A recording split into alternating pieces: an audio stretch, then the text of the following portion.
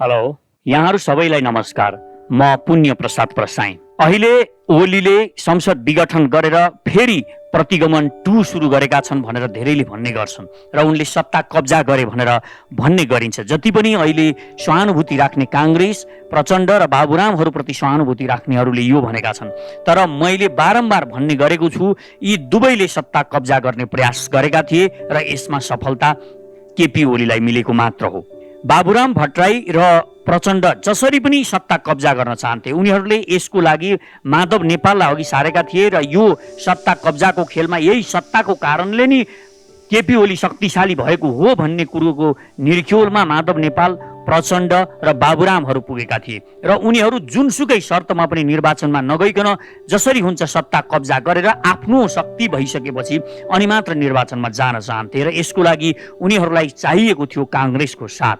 र पहिलो पटकको सत्ता कब्जा गर्दाखेरि जब काङ्ग्रेसले साथ दिएन, यो बेला उनीहरू तिल मिलाएका थिए र प्रतिगमनलाई पनि स्वीकार गर्यो काङ्ग्रेसले भनेर भनिरहेका थिए र अहिले आएर काङ्ग्रेस त्यो चङ्गुलमा, यिनीहरूको चङ्गुलमा फँसेको छ र ऊ पनि अहिले सत्ता कब्जा गर्ने खेलमा लाग्यो र अन्ततः ऊ पनि फस्न गएको छ। यसरी यिनीहरूले राजनीतिक रूपमा यो देशलाई गन्जागोल पार्ने, जसरी पनि गन्जागोलको स्थितिमा बनाइराख्ने, निर्वाचनमा जान पनि नदिने र स्थिर राजनीति हुन पनि नदिने यो खेल जुन इन्डियाले सुरु गरेको थियो, यो खेलमा यी सबै गोलचक्करमा फँसेका छन् र सत्ता कब्जा गर्न, सत्तामा बसिरहनको लागि अब के खेल हुन्छन् तपाईँले बिस्तारै देख्दै जानुहुनेछ। अहिलेसम्ममा अब नागरिकता विधेयक मात्र अध्यादेश मार्फत पास भएको छ। यो तपाईँ पुराना चकलेट बाँडेका जसरी नागरिकता बाँड्न सकिँदैन भनेर भन्ने यिनै केपी ओलीले आफ्नो सत्ता जोगाउनको लागि एउटा गलत सम्झौता गरेका छन्। हो, यदि नेपालका नागरिकहरूलाई जसले नागरिकता पाएका छैनन् तिनीहरूलाई नागरिकता दिनुपर्छ। यदि इमान्दारिताका साथ सत्ताको सौदाबाजी नगरिकन यो देशका नागरिकहरूप्रति संवेदनशील भएर यो कुरा लागू गरिन्थ्यो भने त्यसलाई सारा नेपालीहरूले स्वागत गर्ने थिए। तर अहिले केवल सौदाबाजी, सत्ताको सौदाबाजी भएको छ। र एउटा बुझ्नुपर्ने कुरा, धेरै मानिसहरूलाई मैले पहिलो पटक पनि भनेको थिएँ, जब 2/3 सरकार जुन जनादेश, जुन म्यान्डेट केपी ओलीले पाएका थिए, त्यो म्यान्डेटबाट यहाँका पार्टीहरूले विमुख हुने बित्तिकै त्यहाँ निर्वाचनमा जानै पर्थ्यो। मैले बारम्बार भनेको थिएँ, जबरजस्ती अर्को सरकार बनाउने प्रयास गर्नु हुँदैन थियो।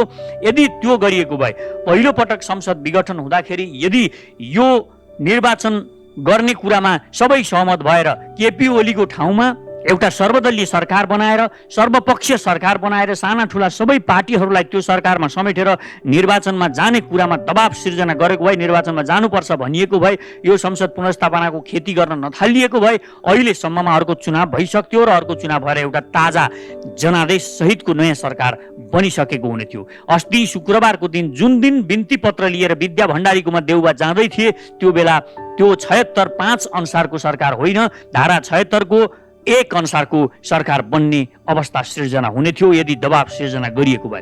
तर इन्डियाले यिनीहरूलाई चौतर्फी रूपमा गोलमालको स्थिति सिर्जना गर्नको लागि अब फेरि त्यही खेती, संसद पुनर्स्थापना गर्नुपर्ने र काङ्ग्रेसको देउबालाई प्रधानमन्त्री बनाउनु पर्ने भनेर अहिले पनि हिँडिएको छ। त्यो हिँड्नु भनेको के हो भने, त्यो हिँडेको, त्यो यदि संसद पुनर्स्थापना भएको 1 हप्ता पनि नबित्दै त्यो सरकारप्रति अविश्वासको मत यिनै केपी ओलीले आफ्ना धेरै सांसदहरू लिएर, जसपा सहितका 18 र अरू सांसदहरू लिएर यिनीहरूले फेरि उनलाई गर्न सक्छन् र यो गोलमाल फेरि पनि त्यो संसदमा उसरी नै रहनेछ र 1 महिना पनि नभइकन यिनै देउबा फेरि संसद विघटनको खेल गरेर अगाडि जानेछन्। त्यसकारण अहिले को सत्तामा रहने, कसले सत्ता कब्जा गर्ने र निर्वाचन गराउने, यसमा मात्र यो देशका राजनीतिक पार्टीहरू यो लागिरहेको देखिन्छ र यसको परिणाम निकै भयानक हुनेवाला छ। यो देशले निकै भयानक परिणाम भोग्नु पर्नेवाला छ। दुर्दशाको दिन सुरु भएको छ र यसको सुरुवात यही नागरिकता विधेयकबाट सुरु भएको छ। तपाईले यिनीहरूका पुराना भाषणहरू पनि हेर्नुहोस् र यो सत्ताको लोभ लालचमा कसरी फसाइन्छ देशका सत्ताधारीहरूलाई, यो तपाईले आज मात्र हेरेर पुग्दैन। मेरो कुरा, तपाईँ संसद पुनर्स्थापना गर्नु हुँदैन, यो कुनै पनि हालतमा गर्नु हुँदैन। हामी सानो पार्टी छौँ, सचेत नेपाली पार्टी सानो छ। यसले अहिले निर्वाचनमा जाँदाखेरि यसले सबैतिर समान रूपमा उम्मेदवारहरू उठाउन सक्दैन होला। तथापि पनि हामी किन यो जानुपर्छ, किन चुनावमा जानुपर्छ भनेका छौँ भने यो संसद फेरि पनि पुनर्स्थापित भए पनि यसले काम गर्दैन। यो शैतान भएर देश बेचुवा संसद हुन्छ। यदि तपाईँले अहिले हेर्नुभयो भने पनि यसको परिणाम तपाईँले देख्दै हुनुहुन्छ। हामी अहिले फ्राई प्यानमा भएको माछाको जस्तो अवस्थामा छौँ। यदि त्यहाँबाट उफ्रियौँ भने हामी के हुन्छ, भुङ्ग्रोमा खस्ने हो। त्यसकारण अहिले यो केपी ओलीबाट हामीले मुक्ति पाएर देउबामा यदि देउबाले सरकार बनाए, प्रचण्ड देउबाहरूले मिलेर सरकार बनाए भने हामीले देख्छौँ त्यो संसदले के गर्छ। त्यो संसदले एमसीसी पास गर्नको लागि उसको ध्यान रहन्छ र त्यसले गर्ने त्यति मात्र हो। अहिलेको लडाइँ भनेको एमसीसी पास गर्न चाहने र यही नागरिकता विधेयक पास गर्न चाहनेहरूको लडाइँ मात्र थियो भनेर तपाईँ बुझ्न सक्नुहुन्छ। र यो हामीले बुझ्न चाहेनौँ र खालि केवल भक्त बनेर, कुनै पार्टीको झोले भक्त बनेर, काङ्ग्रेसीको भक्त, प्रचण्डको भक्त, बाबुरामको भक्त, केपी ओलीको भक्त बनेर केवल यिनीहरूका विचारधाराबाट मात्र सोच्न थाल्यौँ र नयाँ तरिकाले सोचेनौँ भने यो देश गर्तमा जानेवाला छ। अब यो नागरिकता विधेयक आइसकेपछि यसका परिणामहरू, दुष्परिणामहरू तपाईँले बिस्तारै देख्दै जानुहुन्छ। यसका दुष्परिणामहरू जसरी यिनीहरूले 1950 को सन्धि गरेर मोहन शमशेरलाई यतापट्टि काङ्ग्रेसलाई बन्दुक पड्काउन लगाएर सत्ता जानै लाग्यो जस्तो भने जस्तो मोहन शमशेरलाई एउटा सत्ताको त्रास देखाएर, सत्ताबाट भाग्नुपर्ने त्रास देखाएर उनीहरूले 1950 को सन्धि गर्नको लागि बाध्य बनाए र त्यहाँ 1950 को सन्धि गरेर सत्ता जोगिन्छ कि भनेर यिनले मोहन शमशेरले सन्धि गरे र अन्ततः उनको सत्ता पनि जोगिएन। अहिले केपी ओलीको पनि त्यही हुनेवाला छ। केपी ओलीलाई लागिरहेको छ, केपी ओलीले यो नागरिकता विधेयक पास गरिसकेपछि महन्त र यो महत्त्वको यो लाइनमा लागेर मैले मेरो सत्ता जोगाउँछु होला भन्ने भ्रममा छन्। तथापि पनि यिनीहरूलाई फुटाइएको छ, यो सत्ता जोगिनेवाला छैन। यिनको हालत पनि त्यही मोहन शमशेरको जस्तै हुनेवाला छ। अब आउने निर्वाचनको बेलासम्ममा यिनका राष्ट्रियताका सबै धोतीहरू खुस्किसकेका हुनेछन्। उनले जुन राष्ट्रियताको धोती लाएर यो देशका नागरिकहरूलाई ठगेका थिए, यो देशका 3 करोड नागरिकहरूलाई ठगेर यिनले जुन किसिमको बहुमत हासिल गरेर सरकार बनाएका थिए त्यो धोती खुस्किनेवाला छ। र काङ्ग्रेसीहरू शेरबहादुर देउबालाई हामी अहिले प्रधानमन्त्री बनाउनको लागि एकदम उत्साहित भइरहेका छौँ। प्रतिगमन सचिन्छ एकदम। शेरबहादुर देउबा र प्रचण्डहरू, बाबुरामहरू आए भने यी दुईटैलाई चलाउने त्यही इन्डिया छ। एउटा कुरा बुझ्न अत्यन्तै जरुरी छ, बाबुराम भट्टराई प्रचण्डहरू अहिले इन्डियाको एउटा प्यानलबाट चलिरहेका छन् भने अर्कोबाट यही खड्गौली चलिरहेको छ। दुईटैपट्टि मैले बारम्बार भन्ने गरेको छु, सत्ताधारी र विपक्षमा सधैँ यसरी नै विदेशीहरूले आफ्ना दुईटा प्यादाहरूलाई प्रयोग गर्छ र तिनीहरू मार्फत सबै एउटालाई एग्रेसिभली कुनै पनि हालतमा मिल्न नदिने अवस्था सिर्जना गर्छ। चाहे विश्वेश्वर प्रसाद कोइराला र महेन्द्रको टसलको कुरा गर्नुहोस् तपाईँ, के भएका थिए इतिहासमा। मैले अघि भने मोहन शमशेरले आफ्नो सत्ता जोगाउनको लागि 1950 को सन्धि गरे, त्यसरी नै विवादमा पारियो। महेन्द्रलाई एकदमै अब उनले कु गरिसकेपछि उनलाई आफ्नो यो राजतन्त्र जोगाउनै खतरा हम्मे पर्ने अवस्था आइसकेपछि उनले कालापानी, लिम्पियाधुरा र लिपुलेकमा लगेर इन्डियन सेना राख्नु पर्यो। त्यो इन्डियाको दबावमा यता काङ्ग्रेसको डर देखाइरहे। यता फेरि काङ्ग्रेस जब विश्वेश्वर प्रसाद कोइराला प्रधानमन्त्री भए, विश्वेश्वर प्रसाद कोइराला प्रधानमन्त्री हुँदाखेरि उनले गण्डकी बेच्नु पर्यो। यता मातृका प्रसाद कोइराला प्रधानमन्त्री हुँदाखेरि उनले कोशी बेचे। शेरबहादुर देउबालाई तपाईँ आज राम्रो देखिरहनु भएको छ। एकदमै प्रतिगमन सचिन्छ होला भन्ने तपाईँलाई लागिरहेको छ। यो भ्रममा नपर्नु। शेरबहादुर देउबा त्यही शेरबहादुर देउबा हो जसले यो देशको किस्तीमा हालेर यो देशको प्रजातन्त्रलाई ज्ञानेन्द्रको पाउमा लगेर चढाएको थियो। त्यही शेरबहादुर देउबा हो जसले रातो कार्पेटमा गएर, रातो कार्पेटमा बडो शानले हिँडेर म महाकाली सन्धि गरेर एउटा महाकाली पुरा यो देश बेच्ने काम गरेका थिए। त्यसकारण यस्ता मानिसहरूलाई तपाईँले सत्तामा दिएर यिनै 70 कटेका यिनै बुढा खाडाहरूको वरिपरि तपाईँले राजनीति घुमाइरहनु भयो भने यो देशको विडम्बना हुनेछ। त्यसकारण मैले बारम्बार भन्ने गरेको छु, यी 70 कटेका बाबुराम प्रचण्डहरू, केपी ओलीहरू, यी शेरबहादुर देउबाहरू, झरनाथ खनालहरू, माधव नेपालहरू यी विदेशीका दलाल र विदेशीका गोटी मात्र हुन्। यिनीहरूको इगो, यिनको अहमता यो सबले यो देशलाई बर्बाद गर्नेवाला छ। त्यसकारण युवाहरूले अलिकता सोच्ने बेला आएको छ। युवाहरूले अलिकता नयाँ तरिकाले, नयाँ विचारधारा सहित सोच्नुपर्ने अवस्था आएको छ। मलाई केही दिन अघि मात्र एउटा मान्छेले भनेको थियो, यो जुन अहिले उच्च बाँध बनाउने कुरा आइरहेको छ, कोशी उच्च बाँधको कुरामा निस्किएको थियो, त्यो उच्च बाँध बनाउनको लागि जुन जमिन चाहिन्छ त्यो जमिन इन्डियाले किन्नु नि केही खरब खर्च गरेर किन ऊ किन्दैन भनेर भन्दाखेरि एउटा मानिसले बडो अचम्मको कुरा गरेको थियो। उसले भनेको थियो, यहाँका दलाल नेताहरूलाई केही करोड दलाली पैसा दिएर यिनीहरूलाई किनेर जम्मै उच्च बाँधको लागि जमिन लिन सकिन्छ, भूमि नेपालको भूमि डुबान पारेर उच्च बाँध बनाउन सकिन्छ भने किन खरबौँ खर्च गर्छ इन्डियाले, यो कुरा आएको थियो। अहिले यस्तै भएको छ। यो देशका गद्दार नेताहरूलाई वास्तवमा विदेशीहरूले चलायमान बनाएका छन्। यिनीहरूको इगो, यिनीहरूको अहङ्कारलाई पोषण गरेका छन् र यिनीहरू त्यसैको वरिपरि सत्ता जोगाउनको लागि, सत्ता कब्जा गर्नको लागि यिनीहरू हिँड्छन् र यिनीहरूलाई विदेशीले प्रयोग गरिरहेको छ। त्यसकारण अहिले पनि मैले भनिरहेको छु, अहिले पनि म बारम्बार यो कुरा म यो देशका नागरिकहरूलाई सम्झाउन चाहन्छु। अब पनि यो देशको संसद पुनर्स्थापनाको खेल खेलियो भने अब फेरि के हुन्छ तपाईँ, ल ठिकै छ, अदालतले देउबालाई प्रधानमन्त्री बनाइदेला, अदालतले संसद पनि पुनर्स्थापना गरिदिएला, त्यो बेला के छ त? बहुमत कसको पक्षमा हुन्छ? बहुमत फेरि पनि केपी ओलीको पक्षमा इन्डियाले दिलाउँछ, महन्त ठाकुर लान्छ, अरू पार्टी फुटाउँछ। त्यही सांसदहरू जो अहिले बिकेका माधव नेपालका 26 जना सांसदहरू छन्, ती बिकेका दलाल सांसदहरू जो यो देश तिनीहरू ठिक ठाउँमा अडिदिएको भए, यदि तिनीहरू अडिएको मात्र भए पनि अहिलेको यो गोलमालको स्थितिमा देश जान थिएन। तिनीहरूले पार्टीभित्र हस्तक्षेप गरेर पार्टीभित्र नै सरकार, नयाँ नेतृत्वको खोजी गरेको भए, यदि प्रधानमन्त्री केपी ओलीको ठाउँमा अर्को मानिसलाई, राम्रो मान्छे, युवा मानिसलाई लगेर प्रधानमन्त्री बनाउनुपर्छ भनेर लबिङ सुरु गरेको भए साँच्ची नै अर्को प्रधानमन्त्री बन्न सक्ने सम्भावना हुन्थ्यो। दलीय संसदीय दलको नेताबाट केपी ओलीलाई हटाउन सकिन्थ्यो।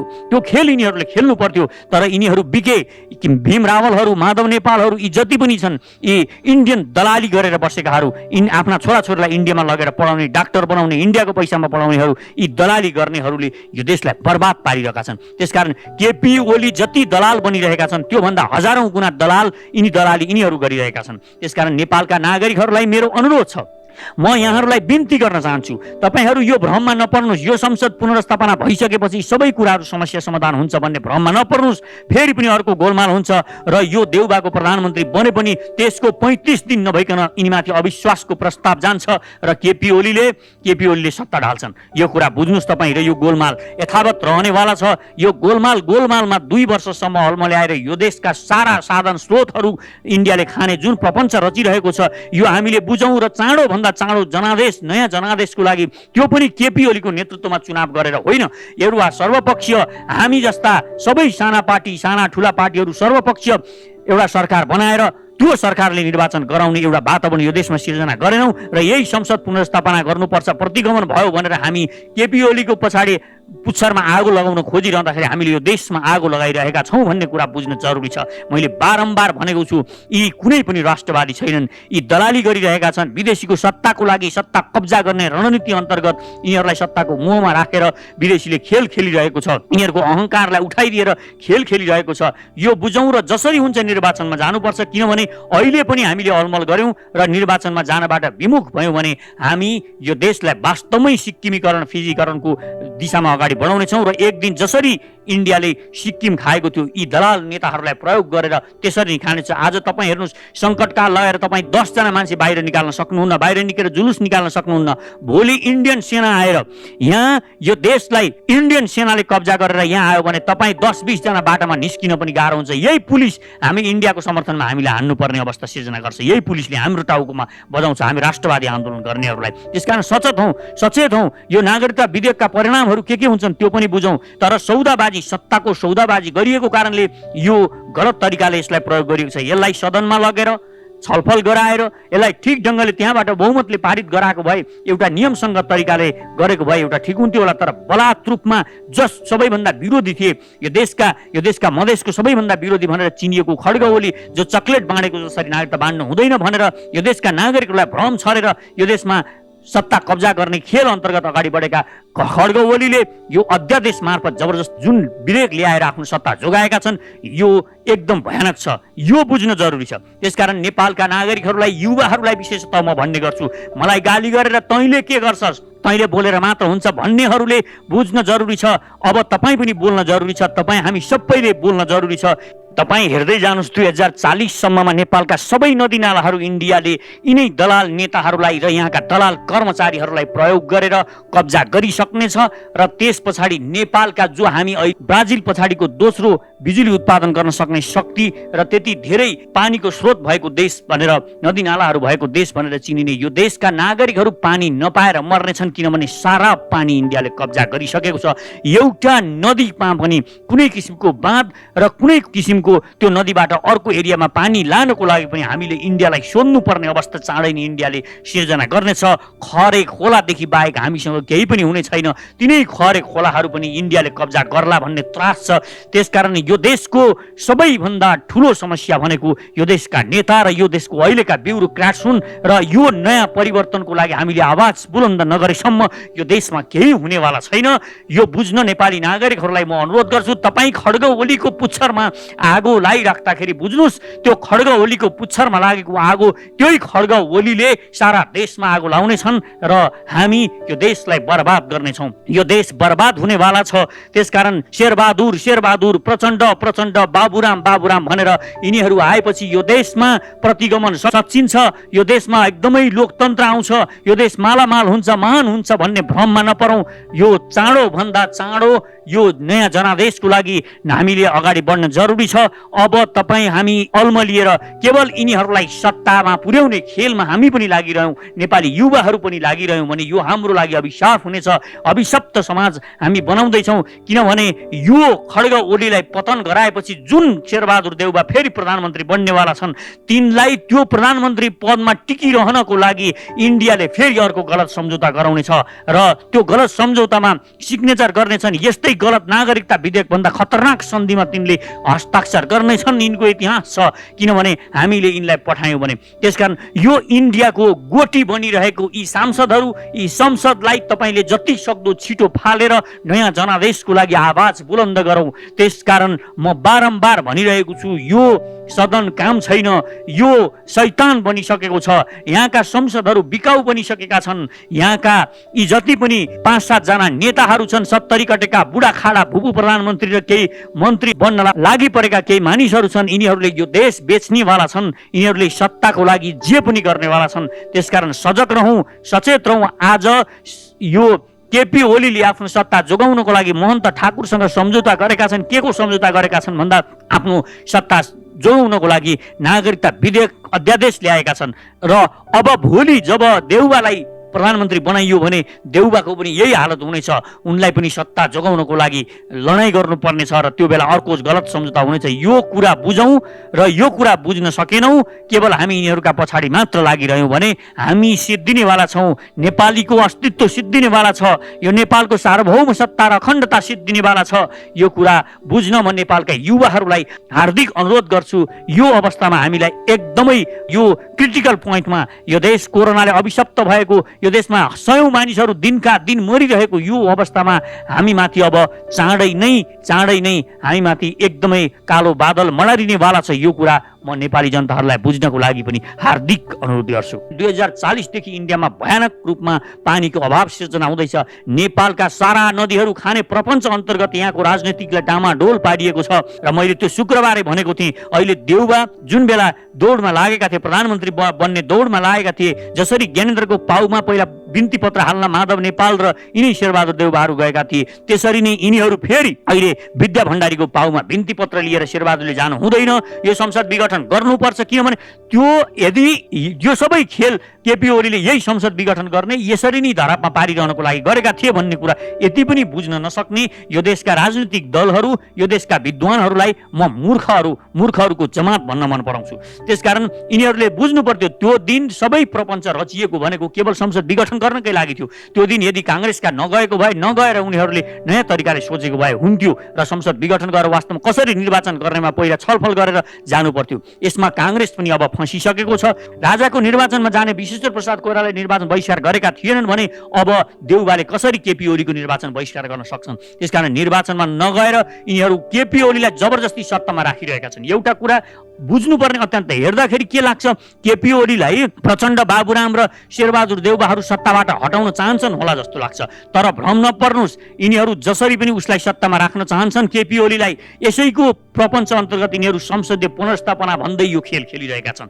निर्वाचनमा गएको भए यस बेलासम्ममा अहिले अर्को प्रधानमन्त्री, नयाँ जनादेश सहितको प्रधानमन्त्री आइसक्ने बेलामा अब फेरि हामीले संसद पुनर्स्थापना भन्यौँ र 6 महिनादेखि 8 महिना केपी ओलीको सत्ताको आयु बढायौँ। अब फेरि हामी त्यही खेल खेल्यौँ भने अर्को 8 महिना बढ्नेछ, उनको सत्ताको आयु लम्बिनेछ र यसरी उनको नै सत्ताको आयु लम्बिनेछ र भोलि फेरि पुनर्स्थापित हुँदा पनि संसद पुनर्स्थापित हुँदा पनि त्यसबाट केपी ओलीलाई केही घाटा हुनेवाला छैन। यो कुरा यो देशका नागरिकहरूले र यो देशका मुख्यतया काङ्ग्रेसले बुझ्नु जरुरी छ। किनभने हो बाबुराम भट्टराईहरू र प्रचण्डहरूलाई त डर छ, किनभने एउटा सिट पनि उनीहरूले देशबाट जित्न सक्दैनन्। 10 सिट यिनीहरूले मिलेर पनि जित्न नसक्ने अवस्था सिर्जना हुन्छ र यो अवस्थाबाट बच्नको लागि उनीहरू तर्केर हिँडिरहेका छन्। एउटा नपढेको विद्यार्थी इक्जामबाट बाहिर भाग्न खोजे जस्तो, इक्जाम दिनबाट टाढा टाढा भाग्न खोजेको जस्तो अवस्था मात्र हो प्रचण्ड बाबुराम माधव नेपालहरूको। यिनीहरूको अस्तित्व नै आउने चुनावबाट समाप्त हुनेवाला छ र यिनीहरूलाई जसरी हुन्छ केपी ओलीलाई सत्तामा राखेर आफ्नो आयु पार्टी संगठन गर्नको लागि यिनीहरूले मौका खोजिरहेका छन् र भरसक त्यो सत्तामा गएर गरौँ भन्ने यिनीहरूको खेल छ। यिनीहरूको यो सबै रणनीतिले केवल केपी ओलीको सत्ताको आयु मात्र बढ्ने हो र जति सक्दो छिटो निर्वाचनमा गएर केपी ओलीलाई हराएर यहाँका पुराना पार्टीहरू सबैलाई हराएर नयाँ शक्ति, नयाँ वैकल्पिक शक्ति सृजना गर्न अत्यन्तै जरुरी छ। यो गर्न सकेनौँ भने हामी डुब्नेवाला छौँ, यो देश डुब्नेवाला छ। अहिले एउटा प्रत्यक्ष कार्यकारी राष्ट्रपतिको कुरा पनि उठाइएको छ। यो सबैभन्दा ठुलो यो उठाउने अहिले इन्डियाले यसमा लबिङ गरिरहेको छ। किनभने भोलिका दिनमा यदि यो देशलाई सिक्किमीकरण गर्नु पर्यो भने यी सबै नेताहरूको आवश्यकता नहुन सक्छ। त्यो बेला प्रत्यक्ष कार्यकारी निर्वाचित राष्ट्रपति भनेर उसले इन्डियाले एउटा प्यादा उठाउनेछ र त्यो जनमत अहिले जुन बलशाली हुँदै गएको छ, संसदीय व्यवस्था असफल भयो, पार्टीगत व्यवस्था असफल भयो, प्रत्यक्ष निर्वाचित कार्यकारी राष्ट्रपति चाइनाको जस्तो अमेरिकाको जस्तो बनायो भने यो देशमा एकदमै कायापलट हुन्छ भनेर अर्को भ्रम छरिएको छ। यो भनेको इन्डियनहरूलाई नागरिकता दिने, इन्डियनहरूलाई 1 करोड 2 करोड आधा जनसङ्ख्या इन्डियाप्रति लोयल हुने मानिसहरूलाई नागरिकता दिलाएर अनि प्रत्यक्ष निर्वाचित कार्यकारी राष्ट्रपतिको आवाज बुलन्द पार्ने र उसले जे सन्धि सम्झौताहरू गर्छ उसलाई एकदमै कठोर रूपमा प्रयोग गर्न सक्ने, उसले गरेका सन्धि सम्झौताहरू कार्यान्वयन जसरी हुनै पर्ने खालको एउटा संविधान संशोधन गरेर इन्डियनहरूले प्रत्यक्ष कार्यकारी निर्वाचित राष्ट्रपतिको मुद्दा अगाडि सार्नेछन्। अनि एउटा यस्तो उम्मेदवार उठ्नेछ प्रत्यक्ष निर्वाचित कार्यकारी राष्ट्रपतिको लागि अरबौं पैसा इन्डियाले खर्च गर्नेछ र उसलाई जिताउनेछ। अनि उसले जे सन्धि गर्छ, जहाँ इन्डियाको सीमा राख्छ, जुन ठाउँमा उत्तरका सिमानामा होस् या जहाँसुकै होस्, उसले घोषणा गर्छ इन्डियाको सेना यहाँ ल्याउनको लागि र त्यस पछाडि हाम्रो अस्तित्व, हाम्रो सार्वभौम सत्ता, हाम्रो अखण्डतामाथि धज्जी उड्नेछ। यो देश बिक्री हुनेछ। त्यसकारण म बारम्बार भनिरहेको छु, यो देशको सेनालाई सर्वशक्तिमान बनाउनु पर्छ। बरु छिटो चुनाव गर्न केही पैसा खर्च हुन्छ भनेर हामी डरायौँ भने, चुनावबाट डरायौँ भने बुझ्नुस् यो देश चाँडै नै यस्तै लोभी पापीहरूले सत्ता कब्जा गर्नको लागि जस्तो सुकै रणनीति खेल्नेछन् र त्यस पछाडि यो खेल यसरी अगाडि बढ्ने छ कि उनीहरूले सत्ता आफ्नो जोगाउनको लागि जुनसुकै सन्धि सम्झौताहरू गर्नेछन् त्यो घातक साबित हुनेछ। अब हामीले ताजा जनादेशको लागि जान थाल्यौँ भने वास्तवमा त्यो यो देशको लागि धेरै राम्रो हुनेवाला छ। त्यसकारण चाहे छिटो चुनाव गरौँ, केही अरब खर्च हुन सक्छ, हुन्छ, अवस्था नाजुक छ देशको। देशमा कोरोना लाएर अक्सिजन नपाएर मानिसहरू दिनका दिन 100 मानिसहरूको मृत्यु भइरहेको छ। यो अवस्था छ। तथापि पनि हामीले अझ बढी बाँच्ने हो, बाँच्न चाहने हो भने यिनै पार्टीहरूलाई यही देउबालाई, केपी ओलीको ठाउँमा देउबालाई प्रधानमन्त्री बनाएर, केपी ओलीको ठाउँमा माधव नेपाल जस्ता बिकाउ मानिसहरू, त्यसका केही मानिसहरूलाई मन्त्री बनाएर यो देशमा के हुन्छ होला एकपटक विचार गर्नुहोस्। जोसँग नैतिकता छैन, जोसँग आचरण छैन, त्यो मानिसहरू जहाँ गए पनि केही हुँदैन। किनभने माधव नेपाल जस्ता बिकाउ दलालहरू आफ्नो पार्टीलाई धोका दिएर, आफ्ना लाखौं कार्यकर्ताहरूलाई धोका दिएर, गद्दारी गरेर प्रचण्डलाई पार्टी बुझाउन हिँड्ने यस्ता गद्दारहरूले जो आफ्नै पार्टीका कार्यकर्ताको लागि त इमानदार छैनन्, त्यस्ता गद्दारहरूले यो देशमा केही राम्रो गर्छन् भन्ने कुराको विश्वास कोही पनि नेपालीहरूले गर्न सक्दैन, गर्न हुँदैन। त्यसकारण यी धोकेबाज हुन्। यिनीहरूले यो देशका नागरिकहरूलाई, आफ्नै पार्टीका कार्यकर्ताहरूलाई, आफ्नै वरपरका मानिसहरूलाई समेत धोका दिएका छन्। जसरी हुन्छ सत्ता कब्जा गर्नको लागि र केपी ओलीलाई हटाउनको लागि यत्रो सङ्घर्ष गरिरहनु पर्ने कुनै पनि जरुरी छैन। यो जुन देशलाई जुन दिशामा अगाडि बढाइएको छ, यो संसदको खेल चलाइराख्ने र यहाँ केपी ओलीलाई स्थापित गरिराख्ने र यिनीहरूलाई अरू पार्टीहरूलाई एकदमै लोकतान्त्रिक पार्टी जस्तो बनाएर प्रस्तुत गर्ने र घृणाको बिउ एकदमै अगाडि बढाउने यी राजनीतिहरू पार्टीहरूलाई मिल्न नदिएर गलत सन्धि सम्झौताहरू गर्दै जाने। अब यो पछाडि अर्को भयानक सन्धि सम्झौताहरू फेरि तपाईँले अरू दृश्यहरू देख्दै जानुहुनेछ। अब यो देशको स्थिति भनेको एकदमै नाजुक स्थितिमा देश आइसकेको छ। अब हामी सक्रिय भएनौँ, हामीले चेतनशील भएनौँ। अब पनि केपी ओली, अब पनि देउबा, अब पनि माधव र प्रचण्ड बाबुराम भनेर हामी बस्यौँ भने यी 70 कटेका नेताहरूलाई, यिनीहरूलाई यो देश निकाला गर्न नसके पनि यिनीहरूलाई राजनीतिबाट पूर्ण रूपमा निकाला गरेर यिनीहरूलाई सन्यासीको अवस्थामा सिर्जना गर्न सकेनौँ भने यो देश बन्नेवाला छैन। युवाले हस्तक्षेप नगरुन्जेल यो देश बन्नेवाला छैन। वैकल्पिक सोचको बारेमा सोचौँ। सचेत नेपाली पार्टीले एउटा नयाँ विचारधारासहित नयाँ दर्शन लिएर आएको छ। त्यसकारण यो देशका युवाहरूलाई जोड्नको लागि, यो देशलाई सशक्त बनाउनको लागि अब अन्तिम अवस्था भनेको यही सचेत नेपाली पार्टी नै हो। र सचेत नेपालीहरू, सचेत नेपाली नागरिकहरूले यो देशलाई वास्तवमै कायापलट गर्न सक्छन्। यसको लागि हामी जागरुक हुन जरुरी छ। केवल तपाईँ कुनै पार्टीको झोला बोकेको आधारमा मात्र नसोच्नुहोस्। यो देशको भविष्यको बारेमा चिन्तन गरेर हामी अगाडि बढ्नु अत्यन्तै जरुरी छ। हवस् त, नमस्कार। यहाँहरू सबैको दिन शुभ रहोस्। धन्यवाद।